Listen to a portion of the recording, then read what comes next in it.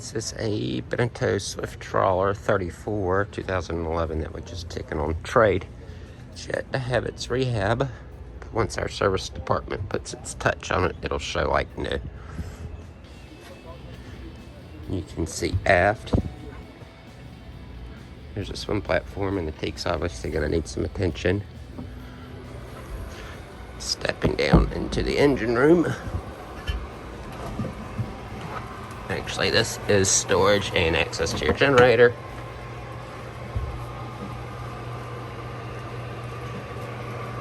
And strainer for your air condition.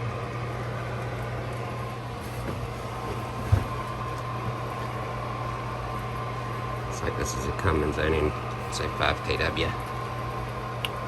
Let's see how many hours are in it.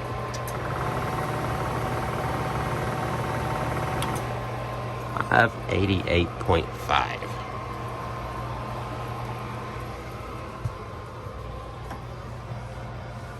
Here, the owner's belongings are still on the boat. They'll be removed. The previous owner, Denison's the owner now. You have a hot and cold shower, cockpit shower, and down below is the manual bilge that you would hopefully never have to use. Let's walk into the cabin.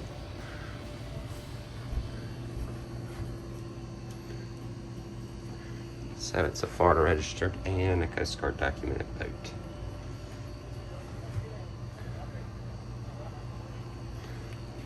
So this was a popular boat. It's been phased out. As Beneteau does with every model. They run a production for 7-8 years max. And if it's a successful model, and this was one that they did run for probably 7 or 8 years. There's a flat screen television. Stowage. Flares. Fire extinguisher, safety equipment.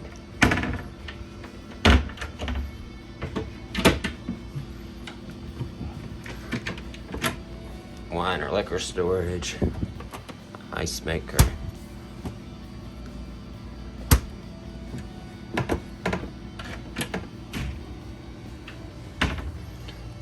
and then to starboard we have a leather love seat. It obviously pulls out and converts into a bed.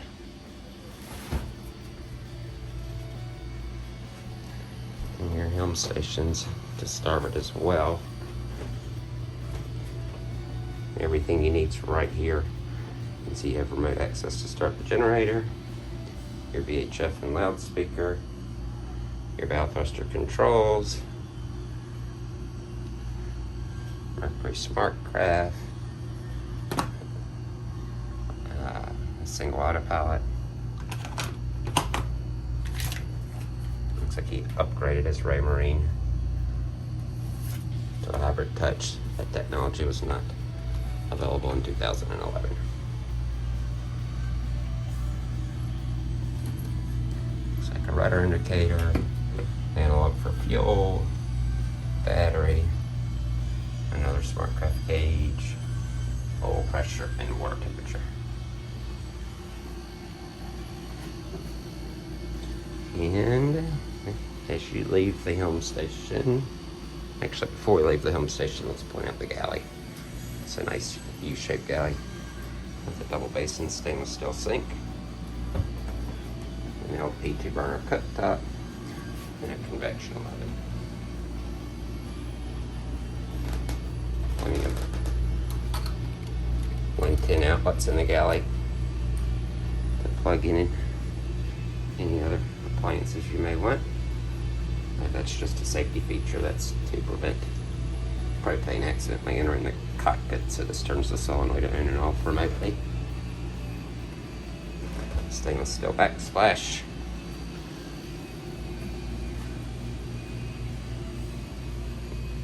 LED overhead lighting. Actually, I apologize. It's halogen.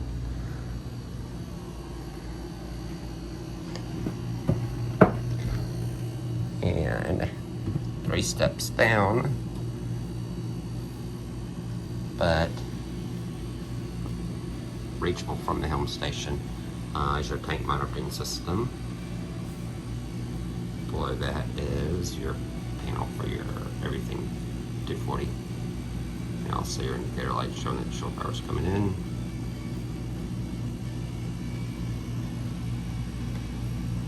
So you can see we have 2 30-amp legs. These are your transfer switches.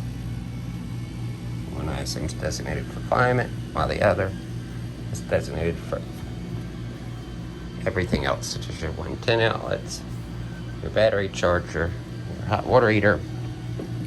Okay, so we took three steps down, and to port, there's a cabin with over and under bunks. So I can zoom out to give you a better perspective.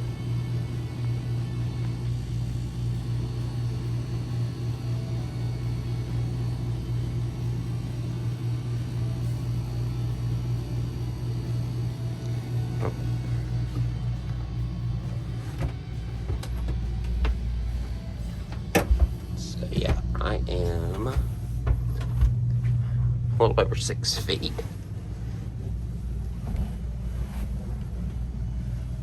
So, yeah, I would imagine these are about 6'4". Plenty of space.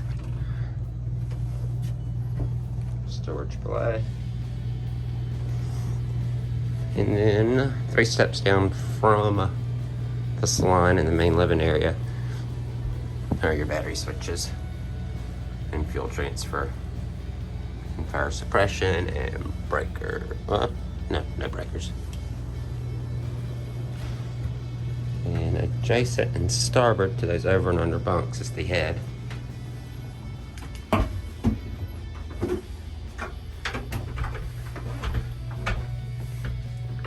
It's an analog tank monitoring system, and it's a Jabsco electric flush. And sorry, I didn't get you a good picture.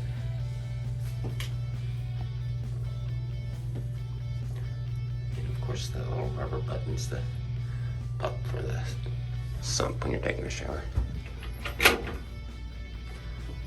Stowage.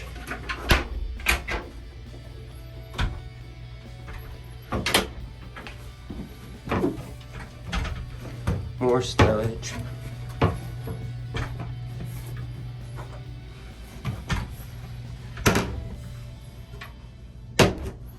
And after the head in the sink is your shower. There's this curtain. You get somewhere to dry when you are taking a shower. The rest of the head. And another bunk button for your sump.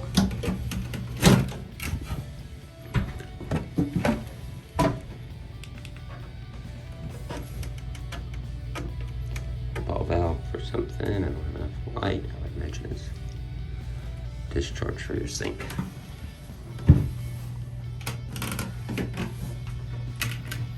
This is probably access to the holding tank. No, this is access. Oh, that's the white box for the Raymarine VHF and some other electrical components. I do see some plumbing in there as well.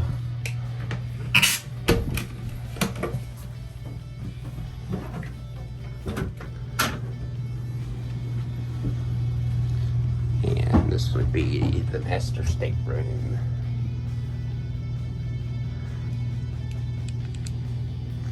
So it appears to me that this boat has 2 zones for climate. I'm not sure what the BTU is for each zone, but you have a separate thermostat forward. Huge hanging locker.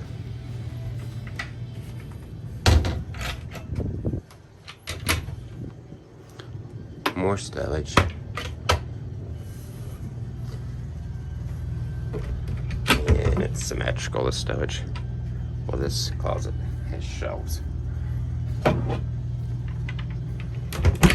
The space is symmetrical, both the port and starboard side of this. We'll probably call it an island style berth. But it looks like it's every bit of a full-size queen. intake for an air condition, so there must be one unit mounted under the bunk.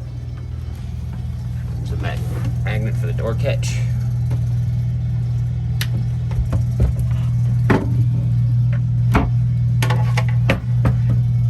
There's access to cable runs.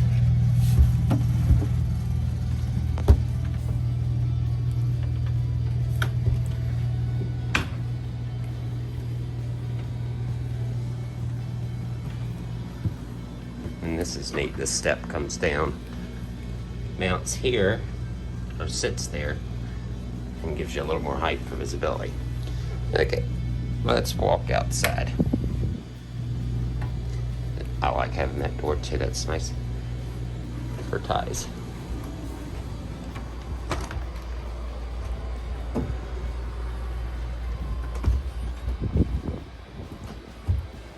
So switch the orientation again. This is the walkway to starboard, with the ability to close it off with this gate or door. Another door for ease of access when boarding.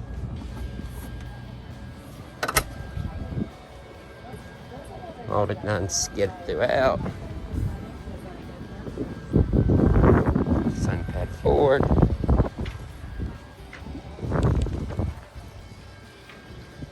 The upholstery could use some attention. There's your ground tackle. Teak could use some attention.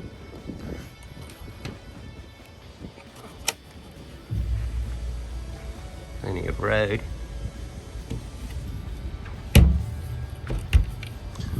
All on an electric windlass with a safety chain.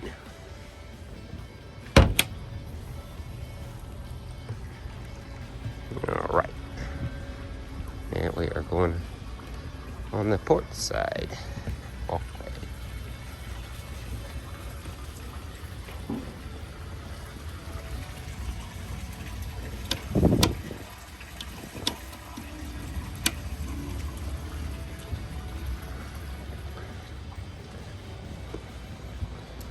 So the genset hours are 5:88. One thing we forgot to check were the engine hours.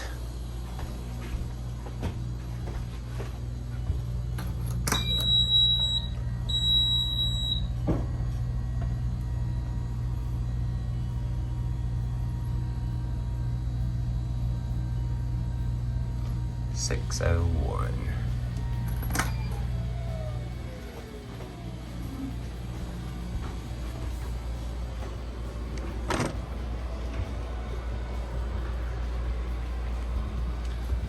Walking up onto the bridge.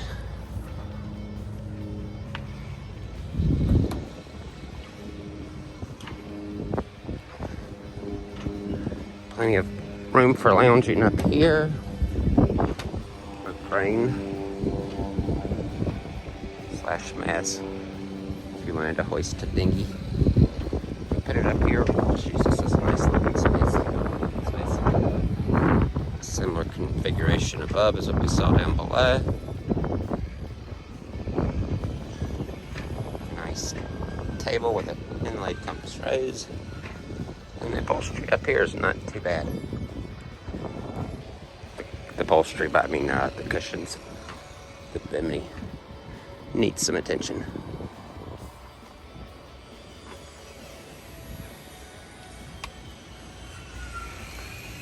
Okay, let's take a look at the main power plant.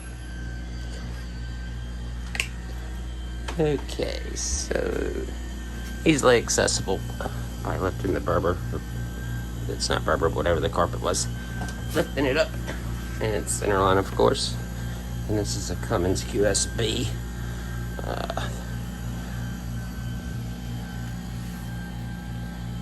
I think it's produces around 125 horsepower.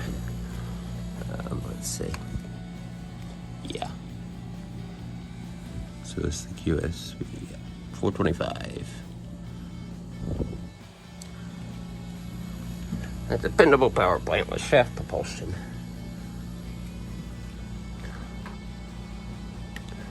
Some manual overrides.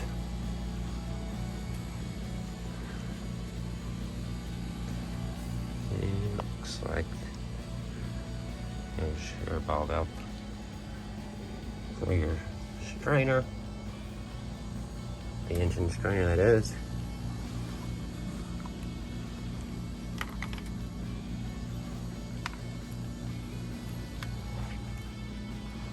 Looks like 4 of the engine's a diesel fuel tank.